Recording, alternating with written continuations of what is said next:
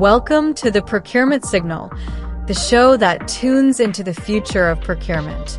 In every episode, we dive straight into how modern teams are transforming supplier relationships, elevating vendor management, tackling supplier risk, and driving real sustainability impact. If you're ready to rewire procurement from a back-office function to a strategic powerhouse, you're in the right place. This is your signal. Amplify what procurement can be. Hey there.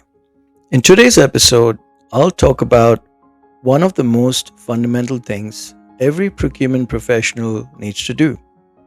Yet, for some reason, it's the one we often avoid, just like a pile of unwashed dishes.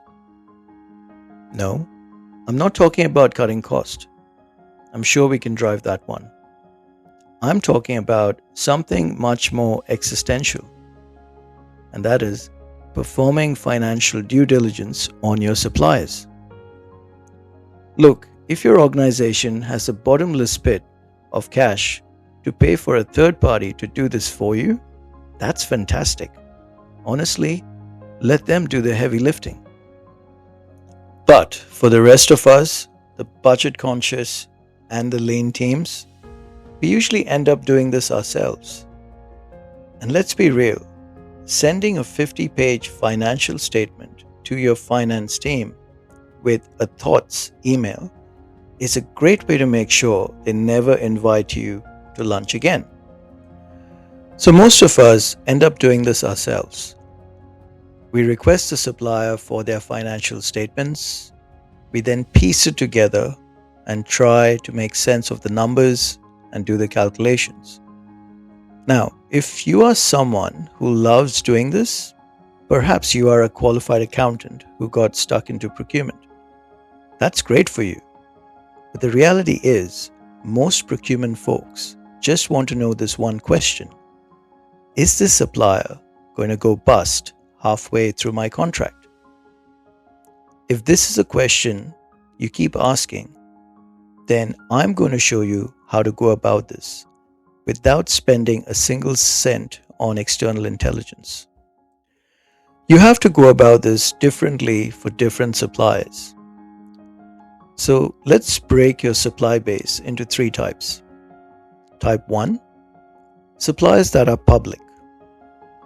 Type 2, suppliers that are private but have an annual revenue of 10 million or more.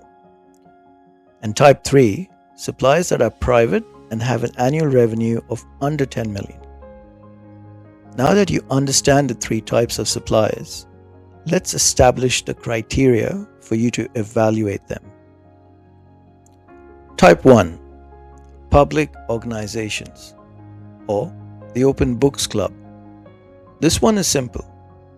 They are required by law to be transparent, which makes your life very easy.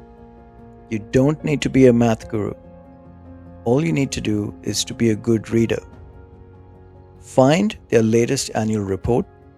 This could be obtained from their investor relations site. Flip straight to the auditor's report. You could even simply ask the supplier for the latest copy. For a pass mark, you are looking for 2 specific words: unmodified or unqualified. In the world of accounting, those are actually good things. It's weird, right?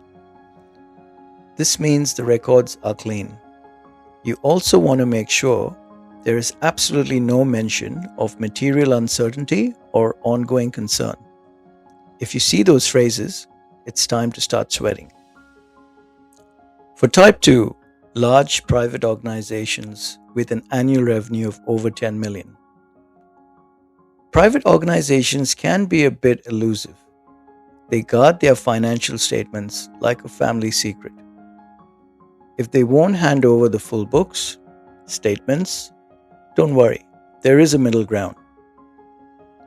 Instead of demanding the full balance sheet, ask for a letter from their CPA or CA stating their solvency status. In that letter, ask them to disclose their current ratio. for the non-accountants amongst us, this is just a fancy way of comparing what they own, meaning assets, to what they owe, meaning debt, over the next year. For a pass mark, you're looking for a current ratio of at least 1.2 or higher. Anything less than 1 means they technically owe more than they have coming in. And that's a conversation you definitely want to have before you sign the contract. And finally, type 3. These are the small, emerging private businesses. They might have a brilliant product, but they probably don't have 5 years of audited history to show you. So forget the historical records. Look at the future. Ask them for a statement of financial runway that is signed by their CFO. You want to know their cash burn rate. Basically, this is how much money are they losing every month and how much is left at the bank. The pass mark, at a bare minimum, you want a certificate showing at least 12 months of runway. If they're going to run out of cash in 4 months and they don't have a funding round coming up, your innovative partnership might turn into a legal headache real fast. Look, I know checking financial statements isn't as sexy as negotiating a 20% discount or scouting new technology. But trust me, nothing kills your procurement rockstar status faster than a supplier vanishing overnight because they ran out of cash. By using these 3 categories, you're not just doing admin, you're identifying risk. You're being the person who spots the iceberg before the ship hits it. And the best part? You did it all without a spreadsheet or spending a cent for external intelligence. So, go ahead, be confident in your due diligence. And remember, this is an ongoing effort. So if you've done this step before onboarding your supplier, be sure to set a time frame on when you would like to run this again. And just make sure it's done at least every 12 months. Thanks for listening, and I'll catch you on the next one. If you enjoyed today's episode, share it with a colleague or, even better, your leader. They'll thank you later. And that's what the Procurement Signal is here to do. Amplify the real value of procurement and help teams everywhere step into their strategic power.